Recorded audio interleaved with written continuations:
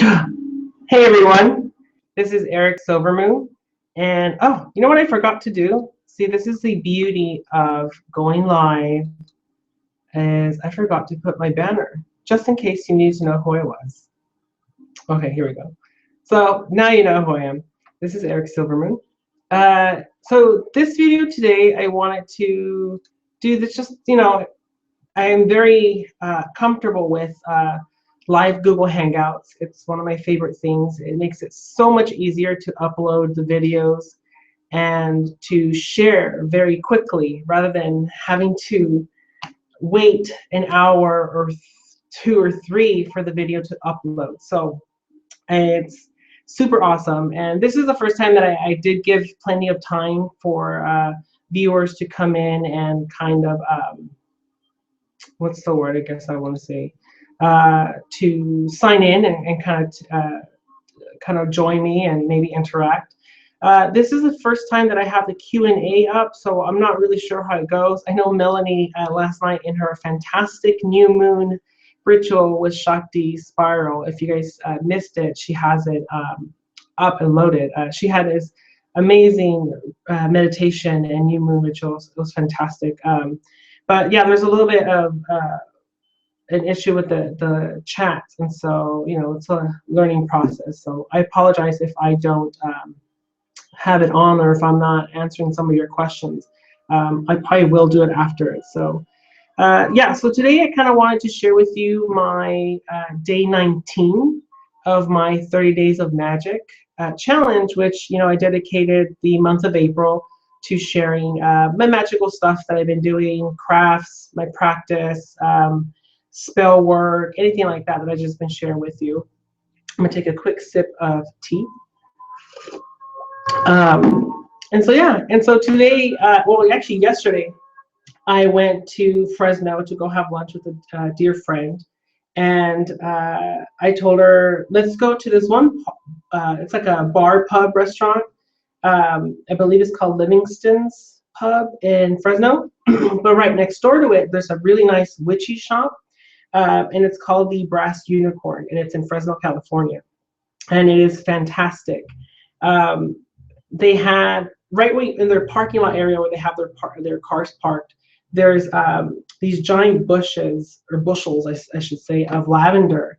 And I thought, like, oh, there was smoke coming out of them, and I thought that was so rude. Someone just like threw their cigarette or something. And I was looking, and they had actually incense, which I'm assuming that they did that right next to lavender where people are walking in for the ambiance, and also to kind of just cleanse you before you kind of come in. So you kind of leave your shit behind you before you come into their shop. So I was like, that was pretty badass, and so I liked it. So as soon as I came in, I already felt like that. Oh, I feel like I'm home or something. It was beautiful. So I saw a lot of stuff which I'm going to share with you today. So I'm going to move my camera just so you can see what I am going to show you guys today. All that stuff in the bag. So I'm going to be pulling them up and kind of sharing that with you as we go. So the first thing I want to share with you guys is something I bought at this witchy shop. It's this one here. Some of them I couldn't help it. I opened it, but some stuff I waited for today. So the beauty of, okay, are you guys ready? It's this little smudge stick. Isn't it awesome? It's black feathers, and then I don't know what kind of feather this is, and then it has a nice quartz crystal wired on it, leather bound. And this one was 20 bucks for it. I thought it was a really decent price for it. Here's my old one that I've had for years. It's a fake feather. It was $1 at a craft store. And this poor thing has had some really good uses out of it. It's faded in a lot of spots, and you can see through it. And I dropped it in an incense burner once, and the charcoal singed some of the feathers. So it's definitely been loved, and I'm going to keep it. But in the meantime, I have this fantastic smudge stick, and it works fine. You can see the incense and just kind of move it around. So what I like to do with this, which is, you know, a sumac stick, you kind of sit with your incense of choice and you kind of use it to move around the room. It's fantastic, especially when you're cleansing your home and you want to get into those really tight nooks and crannies, like behind the bookcases or between the books, under the desk. You kind of move the incense around and kind of bring it to where you want it to go to, while keeping in that intent of the reason why you're burning the incense in the first place. And so that was the first item. These, I guess I should kind of keep in a corner, so let me see. The second thing I got, which, as most of you guys already know me, I am and to quote Raven Wild, you know, actually she said bottle, but I'm gonna use incense whore. I'm a definite incense whore. Underneath here is a little box or a little wicker basket full of incense. So at that brass unicorn, I picked up these 3 incenses. And so this one here is Sunrise. It smells amazing. What does it smell like? It kind of smells, it's sunrise, so it does smell like morning. It kind of reminds me of having like a glass of orange juice and kind of just sitting in the porch and drinking that glass of orange juice, that freshness quality. It's fantastic. The one I'm burning right now, which is the next one I'll show you, is Midnight. And this is fantastic. I'm burning it right now. I couldn't help, so I opened it. I did realize that this brand, which is from Satya, it's really dusty when it comes to it's not, you know, compacted very well. And so when you take it out, it leaves a lot of, like, you can kind of see little herbs and stuff from the incense that goes everywhere, but it smells fantastic. Like, I don't even have to light it. I just had it in my office overnight and my whole office smells so good. So I like that. I got Midnight. And the other one I got, my favorite, is Nang Champa. This is my all-time favorite, used for everything kind of incense. It smells so good. And I have a big nose, so that's a big whiff I get. But yeah, so this is my favorite. Nang Champa is my favorite incense ever. I use it for everything. And, you know, working with Melanie Wallace, Shakti, I've been, you know, because I used to use this to cleanse and purify the area and remove some negative energy. Well, I've been actually taking a break from incense and using just my hands and doing that kind of space clearing with my own energy, which has been very successful, by the way. I think it's been a little bit more powerful. So it's been an ongoing training and lessons and learning experience using my own, transmutate all that energy and bring it back in and change it. So that was fun. So the other thing, oh my God, let me bring this bag a little closer, is I did pick up a book. It's called The World of Shamanism, New Views of the Ancient Traditions. It's this one here. And the reason I got this book, it's a pretty good book. It's a used book, but it's nice. I mean, the person who had it took really good care of it. It was only $10, and the content of it was really nice. It teaches you a little bit of the shamanic path, and it teaches you a little bit of the history of it. It also seems like it has some tips and tricks on the culture and the world aspect. You know, of course, this is the what is it? Roger Walsh's interpretation of it, of what he thinks the shamanism world is, but I thought it would be a good read. Ooh, it's getting a little incense in here. I think I need to move it. See, it works. So I got this book, and I can't wait to read it. I also got this because I kind of ran out. I've been doing a lot of, which I'm going to do a video about.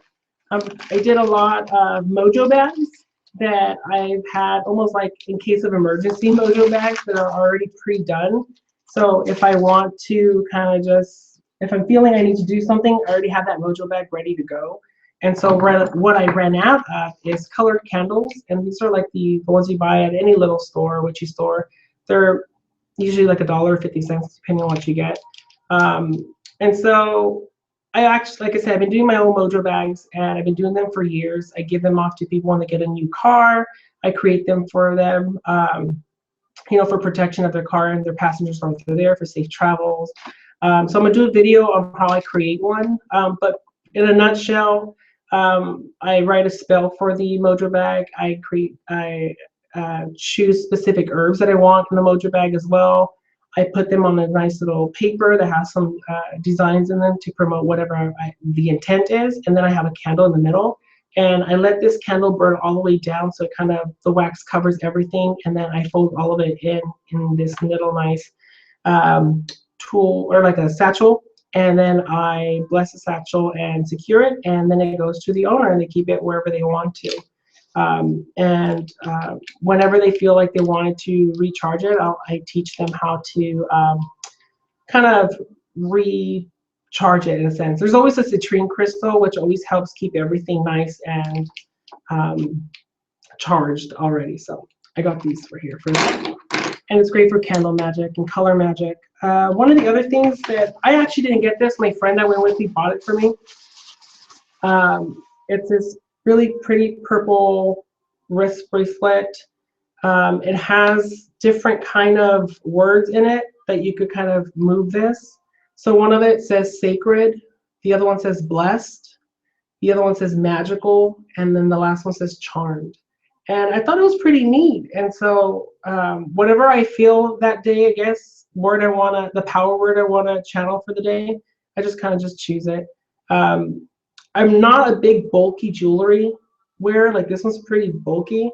And so I'll wear it. I mean, it was, I think, only like $3. And so if I see that it's a little too bulky, I'll probably take it apart and make my own thing with using this, because I think that's pretty neat. So thank you, friend. And since I said I use incense a lot, I burn it a lot, I write out of charcoal blocks. And this is my favorite brand by the Three Kings, because it lasts a little bit longer. It kind of, you know, because the cheap ones that I get, they're usually like $1, and there's something they start to crumble and fall apart, and this one stays in its shape the whole time, which is nice. And so I like these. I got some charcoal blocks. And okay, so I mentioned before that I was chatting with the shopkeeper, and the reason I bought a lot of stuff, because it was like super cheap, and I bought 2 crystals, or a crystal and a stone, and excuse me. And the amethyst point that I bought was like $7. And I was like, hey, you know what? I've seen this go for a lot more. And so I joked with her. I was like, you know, you probably want to change your prices, raise them up a little bit more. But of course, after I leave. So I got this amethyst point for like $7. It's huge. It's like, I don't know if you can see it. Let me see. It's like a big point. Let me focus it. And what I noticed in it is that it has a bunch of little round bubbles inside of it. And then it has growing on it, I don't know what it is, but it's this bright golden glitter. I don't know what it's growing out of it, but I don't think you can see it. There's like these little, it might look like brown freckles to you there. Let me see if I can get it to load. No. Well, right here, there's gold specks that are really sparkly. So I don't know what it is, but I thought that was really cool. And so this is awesome. So this citrine point I didn't buy there, but I needed something to pair it with. And so these two are about the perfect size to kind of hold together. And like I mentioned before, I use citrine and amethyst together a lot. I feel that they are represent a lot to me. They present the energy, and helps me remember, you know, harmony, balance, you know, yin and yang, the sun, the nighttime, and together I feel like it's you know, a oneness. And I like holding them in meditation. I like putting them over my oracle cards to charge them. Each one of my decks, which I moved over here, there used to be in this little thing here, but all of them have like either some kind of citrine and amethyst chip in it. It's just, that's the way I've been doing it for so long, and it seems to work for me. So this one here is fantastic buying. And as most of you know, I've dedicated 2015 to hematite to work with. And um, every little hematite, excuse me, the only hematite I was able to find were just those small little $1.50 or dollar little hand things, tumble stones. And so I wanted something that was a little bit bigger. And every time I would find it, it was super expensive. They had like this huge sphere that was too expensive. And I was like, do you guys have any raw hematite? And she's like, yeah, I do. So they had this big chunk of raw hematite for, I want to say $10. I don't know if you can see it. Let me bring it closer. Yeah, I'm not good at this. But it's fantastic. And so, if for those that watched Millie Shakti last night in the new moon, this was what I was holding. This is I cleansed it beforehand. I charged it with my intention. So, for the next 29 days from the new moon, which is yesterday, and you still feel the energy today, to the full moon, to the next Shakti video, which will be the next new moon.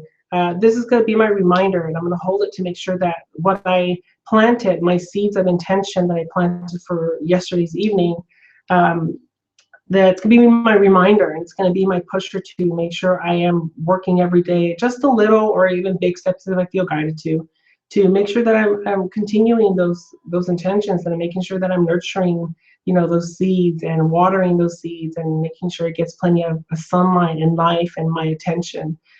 Because I was very serious, and I shared with her, I did get emotional during that process, um, and holding this hematite is a constant reminder that what I want, what I my intentions for that evening and what I want to happen. I was very emotional about it, very passionate. So I didn't expect it to move me the way it did. And holding this hematite has been a really nice reminder.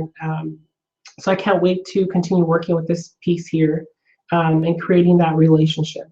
I did see a video. Some people actually asking questions about, how can you feel the energy of a crystal? To each their own, really. For me, it's very rare when I pick up a crystal and be like, whoa, this was powerful, my hands are tingling. For me, it doesn't happen that way. I honestly feel like if I see a stone somewhere and my eye recognizes it, that's how I read the energy. Like our energies attract. I was like, that's my crystal there. I could sense it. That's how I receive my messages of crystal energy. My eyes get attracted to it, and when I hold it, sometimes I do feel like, okay, this is coming home with me, or I was like, you know what, I think I need to sit more with it. And the way I established a relationship with my crystals is that I kind of sit with them in meditation, and whatever I'm a weirdo. I talk to my crystals and I let them know what my intentions are for them and how I need them to help me in my practice.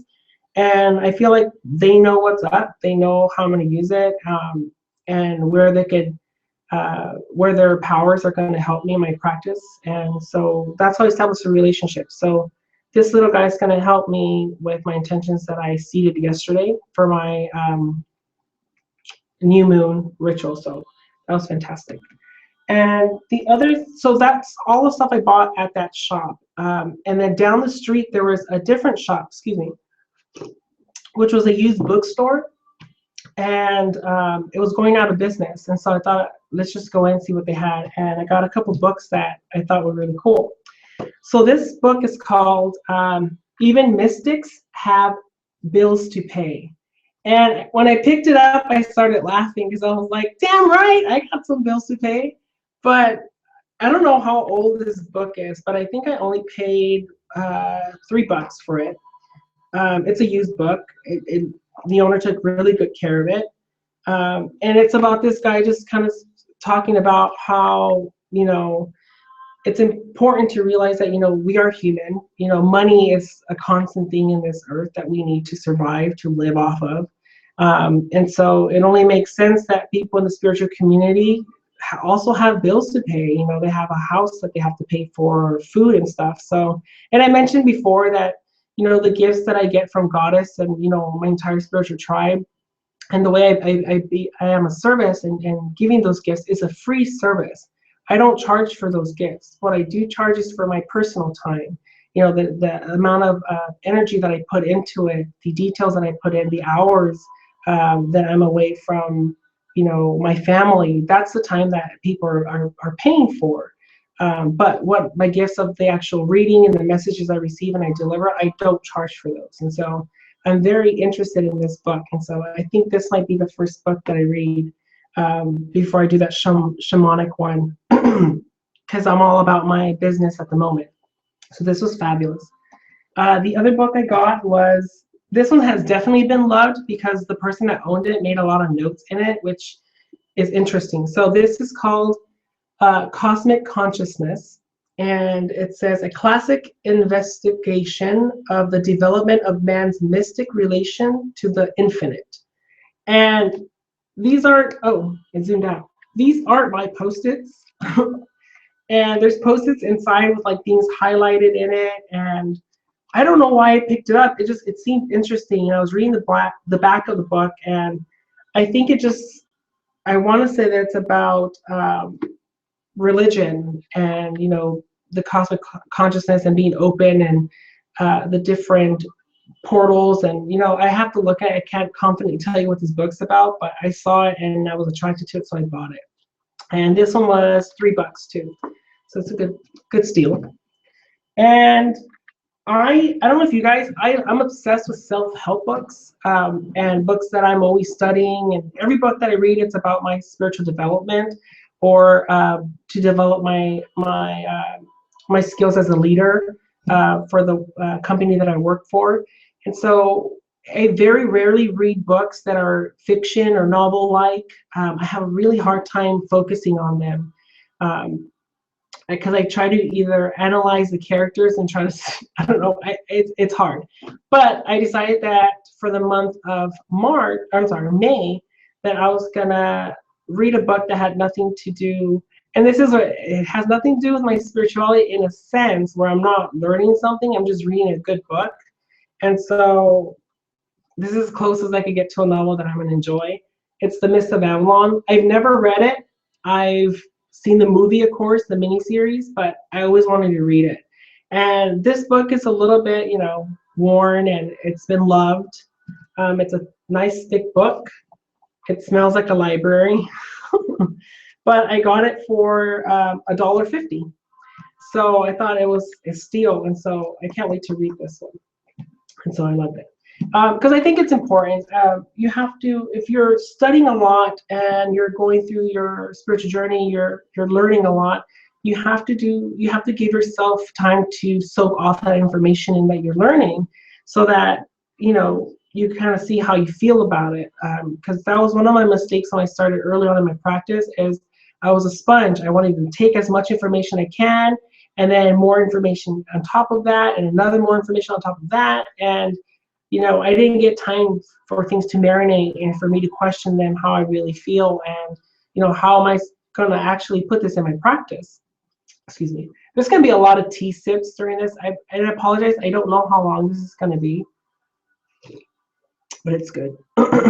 And so, yeah, so this time, you know, when my body tells me that I've had enough, you know, I need to kind of let all this soak in, I do something that is not spiritual wise. So I'll watch a funny movie, I'll watch Friends on Netflix, I'll watch Law and Order. You know, I'll ask Eric, my fiance, to, you know, let's go do something for a couple of hours, and that way, you know, it gives my mind a break. It gives my third eye a break and everything, and I kind of retire my spiritual tribe to do what they need to do somewhere else, while I kind of just veg out on the couch and binge watch. And then, but when I come back, I feel refreshed. I feel like, okay, I'm refocused. I know what I do. So that break is super necessary in a spiritual practice. So the next thing I want to show you are my favorite tools that I've always used in my practice and I continue to use. The working candle that I have lit today, which I had a video on how I made one, but someone asked me what the purpose is, and I can't tell you the generic purpose of what they're intended to, but I'll let you know how I use it. And so there's herbs around it. I did a video on it. You can find it on my channel. But a working candle for me, I always have it lit whenever I do anything craft-like, or when I'm talking about or making videos like this. Um, I always have it burning, and the intentions that I do when I'm creating, know what I want it to do for me, and how I want it to be a service to me in that way. And before I light it, I kind of put I desensitize my hands, I put my hands over it, and I say a prayer, my intentions of what I want it to do while I'm working. And I normally call in all my entire spiritual tribe. I let them know that I would like for them to come into the sacred space to infuse a candle with their positive light and their positive magic in this working hour or two. And I kind of just sit with it and let them know that I want this light to burn bright enough to remove any negativity, any sacred energy, any darkness that might be around me. In the same time, I ask that they remove any or cords that might be attached to any of the things that I'm using that needs to be released, that it's not towards my highest good and my highest intention for the good of all. And then when I am done and I release my hands, I draw a pentagram over it, and then a circle, and then I put my hands on. And I learned that from the craft. If you see that girl, I forget her name, but you see her in the witchy room, she does something with her hands and puts her hands over the candle. I kind of do that. I loved it. And so it's like total witchy moment, so I'm sorry. So I do that, but I have different candles for different things. So that's what I do for my working candle. And then this is what I have as my reading candle. It's just a candle that I put lavender in and amethyst chip in there, somewhere in there. And this one I got at Target, but I like the goldness to it. I thought it was I just connected with this candle. It was on clearance too, so it was $3. But I connected with it, and so this is what I use for my readings for clients. And so I only use this for readings, and I only use that working candle when I actually do crafts and things for my personal stuff. So if I do a reading for myself, I'll light my working candle. If I'm working on my crafts, my art, I'll light that one. So this is only for other people, so that their spiritual tribes are able to find me with this light, and it allows me to have a very clear and a clear channel of communication. And so when I light this candle, it allows the client's spiritual tribe to come through, meet and greet with my spiritual tribe. Because we're all here to do, we're all here for the same reasons. We want to deliver a beautiful message to somebody. And so there's a mutual agreement that we're here for someone's highest good. And I only always say things that are going to be to the clients in my highest good as well. That's going to promote the most healing. So when I say that, sometimes the message isn't very positive. It could be negative, but it has a positive outcome. Because it's always going to be healing towards your highest good, to my highest good as well.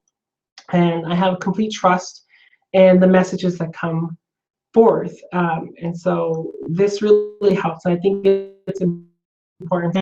The way I kind of, when I'm done, I blow my candle with my own breath as a thank you. I know some people like to cover the thing and not blow away, because people say like it blows off the magic. Again, to each their own.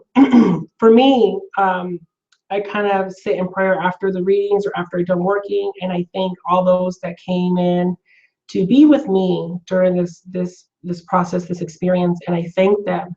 And I usually say, I now release this flame. Thank you for your support and your light through this moment, and I now release you, and I blow it.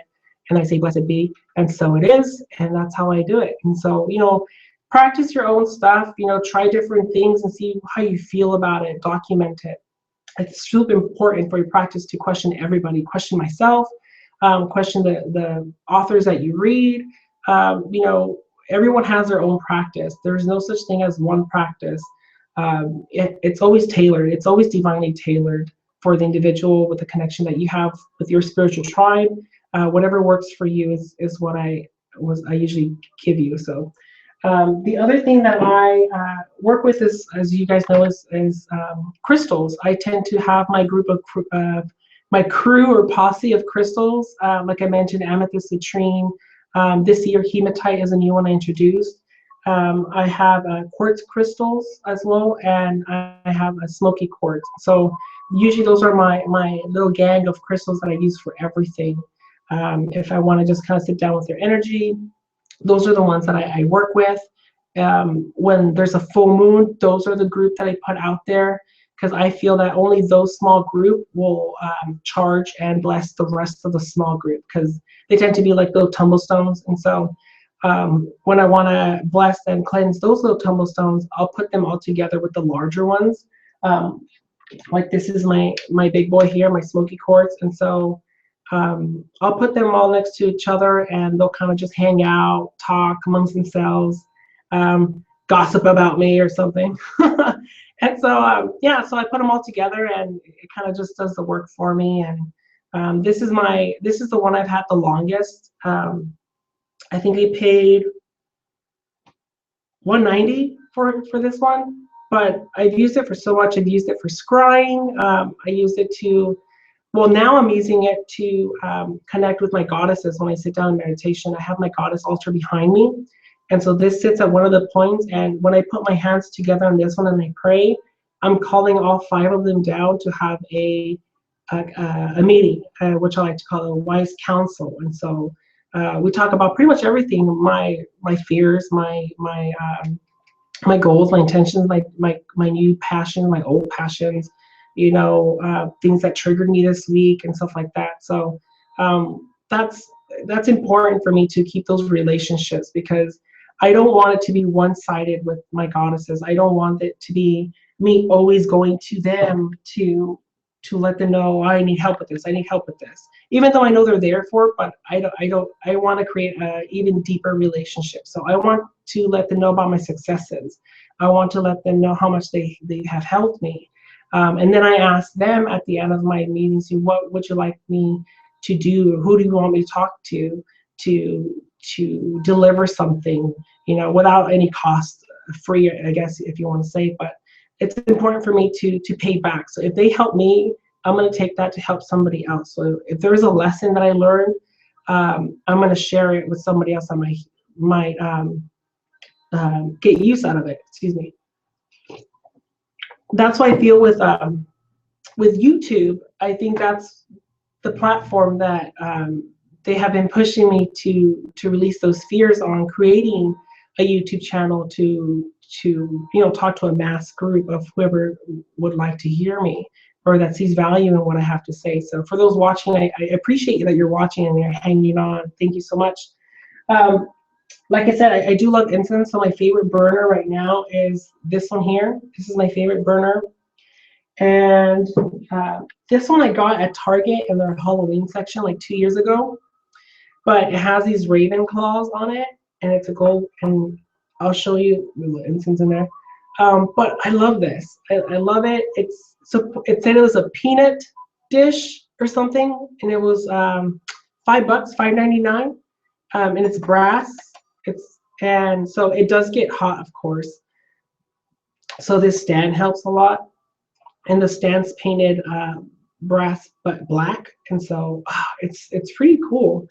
And you know, I saw it last Halloween too, but they had a smaller version. I didn't see this tall one. They had a smaller one where the legs came up to like here, and that was like $3. And so I didn't buy that one because I already had this one. And so if I see it this year, I'll definitely share it on Facebook and see if whoever wants to get it. One of the other things I do, one of my other favorite tools, I would say, is my singing bowl. And so I'm gonna do one. It might sound kind of loud. Pretty. Do my Adele's. I use it a lot. I don't tend to do the whole thing like that because it irritates Eric, which is my fiance. It kind of hurts his head.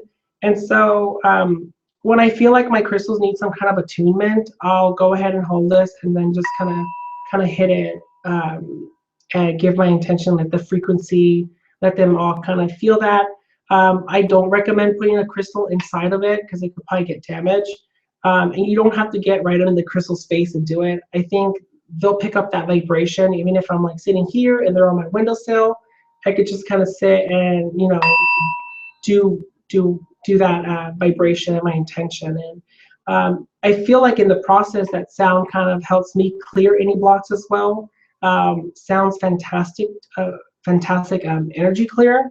Um, and so I've used it before. Was sitting in a room, like when I first moved into this house, I sat in each room, and Eric wasn't around, so I did do this, and I kind of let that sound travel through the rooms, and I visualized the sound going through everywhere and completely destroying and eliminating all the negative energy, any past energy from other people. And so it was the first time I did a home clearing without using incense. And so it was nice, and I liked it. And it's nicely decorated, and it comes with a pretty little pillow. And I think I paid $15 for this one. So it's actually been good. And the other tools that I didn't pull out to talk to you guys about, but are my Oracle and Tarot cards, of course. That's how I do that's my two go-to tools for divination. It's always my Oracle cards and Tarot decks. I don't read them like a lot of people do. I don't do past, present, future things. The most common way I do it, I still do 3-card spreads with them, but I read them as a sentence, and that's kind of how it comes through, its entire sentence. And so I look at the cards and I look at the message, and then I just deliver the message. And the way I do it is I hold one card and I sit with it and I type. You know, I do automatic writing, which is why I offer only online internet kind of readings, because I channel the messages through writing and, well, typing. I do very rarely I do a live person, you know, readings, because the messages come through me through my hands, and so I have to type it in order for me to get it out there. And so it's different. I haven't. If you guys do that same thing, let me know, because I feel like I'm the only one that channels their messages through typing. And yeah, so I'll sit with the card, I'll write down the first part of that sentence, and then I'll grab the other one and sit with it and write the second half of that sentence.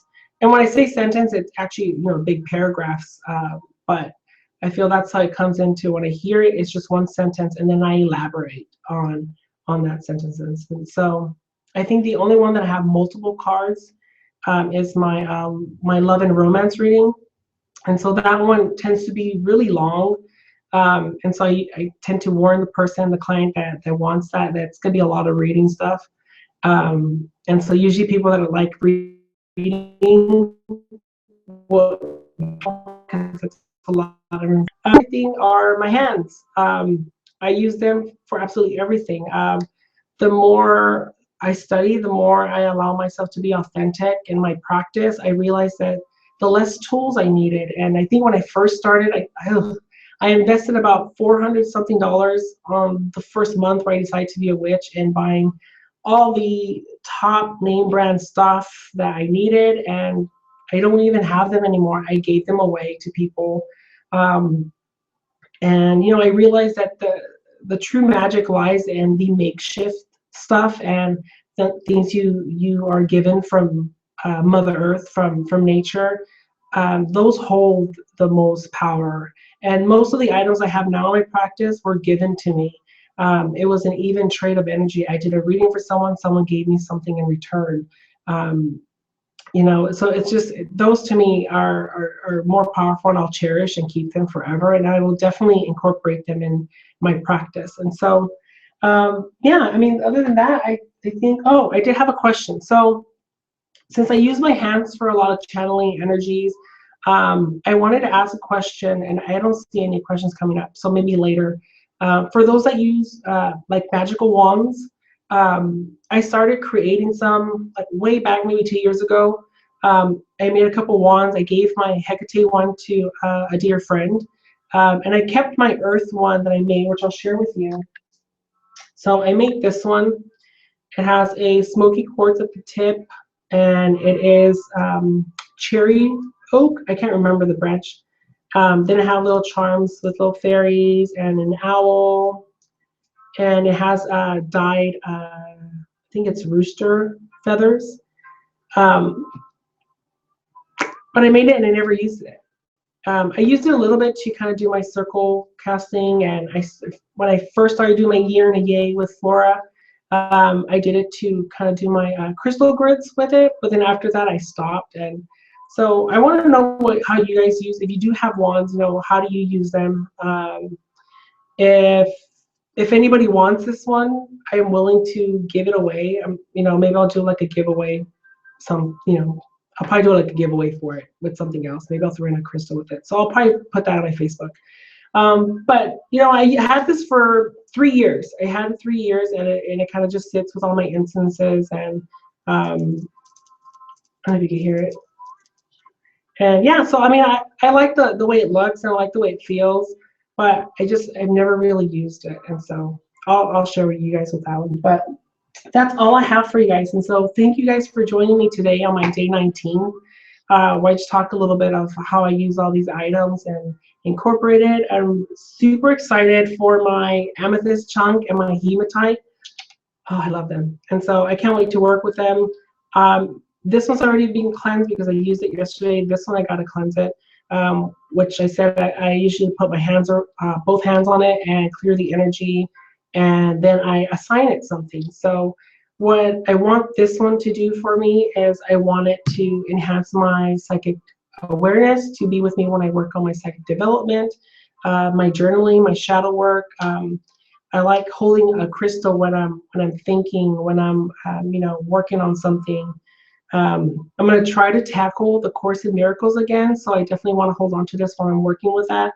A Course in Miracles tends to really, because it's so big and it's a lot of hardcore information, and the Word of God is so heavy in it that I have to take long breaks. And when I say long breaks, I'm like months at a time before I tackle back into it. So I think I just gave myself a challenge of just going ahead and just reading it for the wisdom in it, and trying not to get sidetracked by the heavy Christian, kind of feel to it. So that's it. And so thank you guys for watching today. Enjoy the rest of your beautiful Sunday.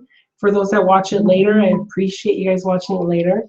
Thank you so much. And I can't see any questions coming in, so I'll look and answer as many questions after this call to see if anybody has any questions, and maybe I'll do a Q&A video from this call. So thank you guys so much. Blessed be. And again, enjoy your beautiful Sunday. Thank you.